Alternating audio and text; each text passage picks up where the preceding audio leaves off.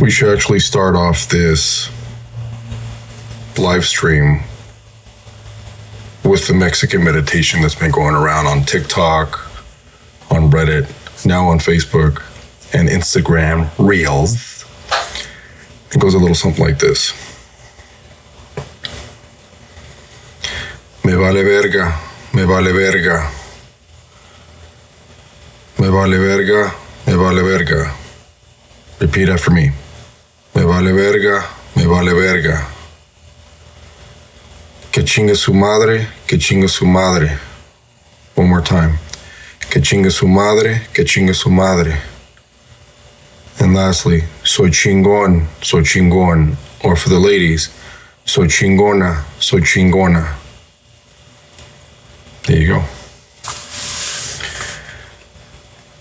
Somebody asked me about the clip that I had posted like a couple days ago. So I feel the need to kind of elaborate on that topic. I'm going to tell you why. Because when you need to feel important and when you need to feel significant, and why it makes you sabotage your own success. So I'm going to explain a couple things here. I'm going to go back to my old teachings from Jim Rohn. There's Jim Rohn, there's Simon Sinek, there's David Goggins, there's Dr. Jordan Peterson, there's Tony Robbins, there's Dr. Chloe Madonis, there's Sage Robbins, there's a blend of people. It's not just men. There's all sorts of people. But then again, I could go back to my old first semester of psychology at Whittier. I can do that. But ultimately, it boils down to this. And I'm going to paraphrase a lot of the stuff that I learned. And I actually scanned a lot of handwritten notes that I used to have into a digital format just so I don't lose them. If you're like me, I don't like trashing a lot of stuff that to me has a lot of worth down the line. Like it'll actually help you kind of not just paraphrase, but reference and kind of measure your current success and value by those standards that you set way back. So, and it boils down to why do we do the things we do? And as humans, we measure success and your overall value, your net worth, so to speak. Or what I would like to say, the quality that renders you available, desirable, and valuable. That's the best way I can paraphrase it to my own words. Of course, you have to, everything is left to interpretation. Everything's contextual. Everything's subjective, basically. But I measure success, and a lot of us do, by the attention and the status that one gets. And then, but yeah, we frown on, I don't want to say necessarily complacency, but an instance of self-satisfaction, for example. And, oh, thank you, Agent, you tuned in. Welcome. You've got mail. And what force, and you can call it what you want. The force could be an energy of body and mind. It could be an act of power, some kind of capacity, some kind of violence, some kind of coercion, whatever you want to call it. So what force drives and shapes all of our emotions, our actions, and quality of life? And ultimately, I hate to say this, but like your end product, like your where you're gonna land. So, and by the way, Adrian, I'm glad the CD fits. You are welcome. And but a lot of these questions I know are explained by learning what is called the 6 basic human needs. And now I'll explain briefly, and then I have to get into where it pertains to anti-maskers, anti-vaxxers, and in my opinion, the people I have bone to pick with, the wannabe anarchists who think they're making a difference when they're really just following the flock and trying to feel significant, which is what I'm going to get into. But I'll repeat again the 6, and I'm going to preach this to. This is not just preach this to my dying day, but this is a hill I'm willing to die on, because this is true 110, 130, 140, 150%. And I say this because, number one, certainty. What is certainty? It's the assurance that you can avoid pain and gain pleasure. Yeah, less pain, more pleasure. That's certainty. That's the nuts and bolts of it. And then the second one is uncertainty and variety. The need for the unknown, the need for change, the need for stimuli. You do different things to get a variety. Same thing with music. You don't have the same playlist playing the same song repeatedly. I mean, I do that sometimes just to kind of get a different sense of variety, where I'm trying to look for different things. But that's variety in general. You're trying to find a new stimuli. And then the third need, of course, is significance, to feeling unique, feeling important, feeling special, feeling needed, that type of shit. Number 4 is one that a lot of people are very reluctant and afraid of, and that's connection and love. And what it is, it's a strong feeling of closeness or union with someone or something. So this is the point I'm getting to, because they're very closely connected. So, and you know what? Funny. Okay, Josh just brought something up that I can actually tie this into. He's asking what my favorite Metallica album is. And the reason why I choose this Metallica album is because it meets all 6 of my human needs. It meets I'm certain that this album is going to kick ass from beginning to end, even though I feel certain about every album that they put out.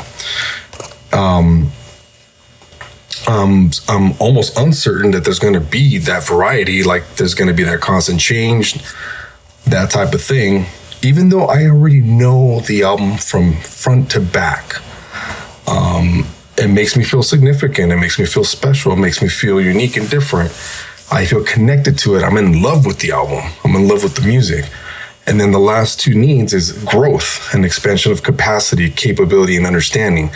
I grew with this album because it helped me understand not only my musical ear training, but my lyrical understanding. And that made me grow intellectually as a young kid. And the last need is contribution.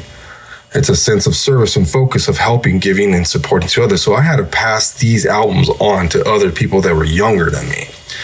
So I would not let them forget, hey, this worked for me as a kid. It literally saved my life. I'll go out on a limb and say that, because not that I was self-destructive, but this album is my favorite for a reason, is because when I was being bullied as a kid in 7th grade, reluctant to retaliate, I listened to this album and I did retaliate. But what happened there with that feeling of significance that I retaliated and did something was I grew connected to this person. In other words, your bully becomes your friend. And that's exactly what happened. But at the same time, there was a whole lot of other things that weren't connecting just yet, because I learned through this album, through this Metallica album, that all I did was fit the needs of my ego. And that album, to this day, believe it or not, is Master of Puppets. Master of Puppets, to this day, fulfills all 6 of my human needs. And I know you watching, you have that album or plural albums that'll fulfill all 6 of those needs. I guarantee you that.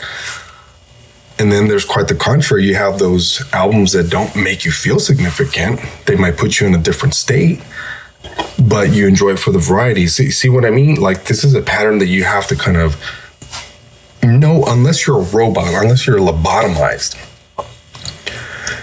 These needs are universal. Now, let me get to how anti-maskers and anti-vaxxers and wannabe anarchists tie into these needs. Well, first and foremost, they have, like, for example, I'll take the anti-maskers for a second. They need the assurance that they can avoid the pain and gain pleasure. Like, because they're not wearing a mask. They're avoiding pain. That's completely relevant to them. And then, but you can't tell them that, because then they start going on this tangent about the government and hostile takeover and all this shit. And they're actually meeting those needs, the needs of the ego, by doing that. Because to them, this is their variety. This is their uncertainty, because that's their need for the unknown. As truthful or as fictional it might be, that's their stimuli. That's what they like. They get off on that shit. And because of it, they flock in groups. And this is pertinent to everything. Like, you can use, for example, when people share a common cause, for example, like BLM, even though I'm not a big fan of supremacy, because that's another very volatile way of feeling significant, and I'll get into it eventually, but supremacy is a big study for me that to this day is inconclusive, because we're tribal human beings. But anti-maskers feel unique. They feel important. They feel, oh shit, I just feel myself inside a fucking Trader Joe's or a Sprouts without wearing a mask, so I'm fucking cooler than you and I'm smarter than you. And pretty much in my eyes, I'm like, no one cares. No one gives a shit. You think they do, but they don't. Why? Because they don't feel connected to you. And that's the fourth thing. The fourth thing they don't have. Because they're this way, they don't have connection, and they don't have love. They think they have love, but they don't. Self-love is very deep. It runs very deep, because if you can't love yourself, you can't love someone else. It's true. And again, connection and love is a strong feeling of closeness or union with someone or something. In this case, it's other anti-vaxxers, other QAnon followers. But all it is to me, it's like you're trying to fit in. You're trying to feel significant and unique, because you have nothing. You haven't found yourself. And the fifth human growth for them, the expansion of capacity, capability of understanding, well, what they're growing is it's not the ideal, I guess. I'm not going to use positive group, because I'm kind of on the fence about that word nowadays, but they're weeds. They're not flowers. They're not fresh cut grass. They're not grass that you planted. They're weeds. You pull them out, more grow out. And that's a bad growth, in my opinion, because I'm just using them as an example. I won't even get started on the weeds of the government, the weeds of intelligence, there's weeds everywhere. But I'm going to use them because someone asked, and I'm going to answer. And do they think that they're contributing? Number 6, contribution. Are they contributing the sense of service and focus on helping, giving to, and supporting others? Yes, that's why they feel significant, because they feel like they're spilling the truth. They're telling, it's like some of these people didn't even fucking graduate high school. Some of these people spent like 10, 15 years, no offense, working as bartenders. A lot of these people get their bachelor's in Facebook University, as I like to call it. And you can't be pretentious and be such an asshole without any credentials, is my opinion. And even to them, you can't tell them that, because to them, you just wasted your money. That was a waste of money. When in fact, sometimes people say that, oh, it's an investment because I know I'm going to grow and contribute with this line of study that I'm getting myself into, and that makes you feel significant. That fulfills your certainty. You get your variety from your craft, from your trade, and you feel connected and you feel loved. And there's growth, there's expansion, but pertaining to the anti-maskers, they're especially, okay, that's just the anti-maskers. Now, the anti-vaxxers are something else. I mean, there's a pro and con to that. And I understand the anti-vaxxers a little bit more than I do the anti-maskers. And it's because, yeah, there is clinical and medical publications, not just studies, publications that, yeah, the vaccines are not for everyone. They're not. And no one should demand or hold you at gunpoint to have you inject heroin, for example, into your system. That's just my example. You have a choice to do it. If you feel like, hey, I'm healthy enough to do this, I'm going to take a chance and do it. Okay, cool. More power to you. But if you're immunocompromised and you decide to do it, that's also your choice. But is it recommended? Of course it's not. But again, those are the 6 human needs that you're fulfilling. Same thing with, now this is the bone I have to pick with anarchists, because anarchists do think that they're servicing the cause because they're certain that this is the way it's going to happen. Like, they've already predicted exactly how the chips are going to fall, which is not true. There's nothing predictable about not even our economy, for example, because it could crash at any moment, or it can slowly start to pick back up. I'm not an economist, but I've seen the market crash in front of me in 2008, and that was it forecasted? Yes, but took a while to bounce back, and we did fine. Nothing's perfect, but we still grew to be one of the biggest economies in the world. Now, that's just the economy. That's just money. But anarchists too, like, their variety is kind of skewed. Like, their uncertainty does not align with some of the stuff that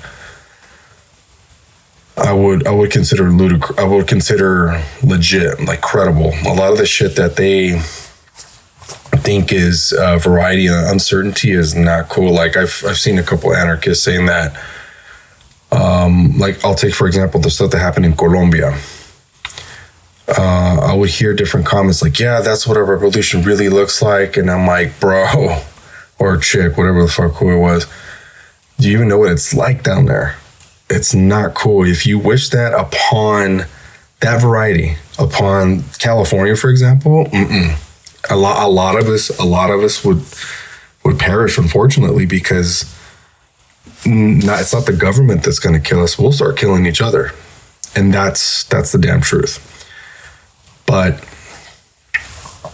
and then they feel significant because they feel like they're ahead of the game. They're knowledgeable. They're condescending at times. They feel special. They feel like needed. Like, oh yeah, you need me. And then that's a money grab for them sometimes. I mean, they're offering consultations for money just because it's like what's his name? Vegas Dave. Vegas Dave is the same way. Like, he will promise you the whole 16 winning parlay, but one of those parlays fucking doesn't hit, then you lose all your money. Simple. And their connection and love, like their closeness to a union, is that, yeah, they've built an anarchy, which is not true.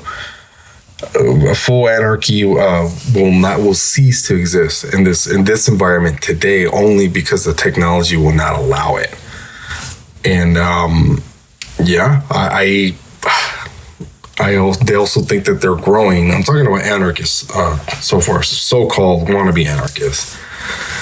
That they're growing and they're expanding their capacity and capability and understanding. They might be in certain aspects, but when it comes to, I guess, the liability and the accountability of themselves, they're not growing in that sense. So they're like, I don't understand how many, this is back to, now it's back to the contribution thing. How could you be a fucking anarchist, right? How could you be a fucking anarchist, not work, but collect unemployment insurance from the state?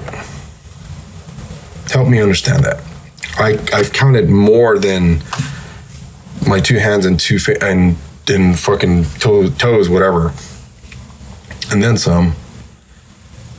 How the fuck can you consider yourself an anarchist, but yet you continue to collect money, unemployment insurance money from the state government?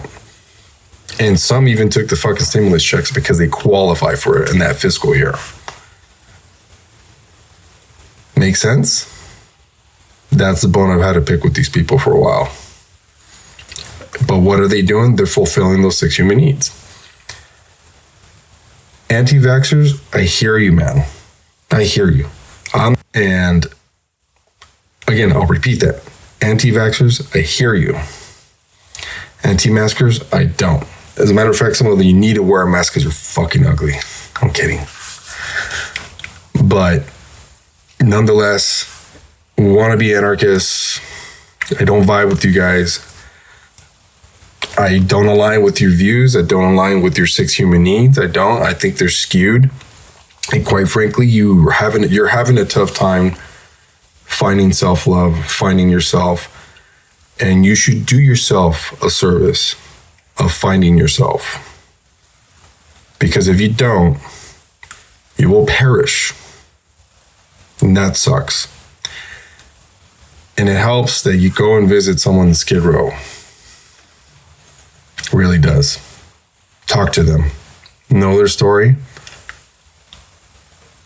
Learn something. Don't just sit at home talking shit. You talk all this shit about being an anti-masker, but you just go to the grocery store? No, go to ground zero like a real homie. If you want, I'll take you there.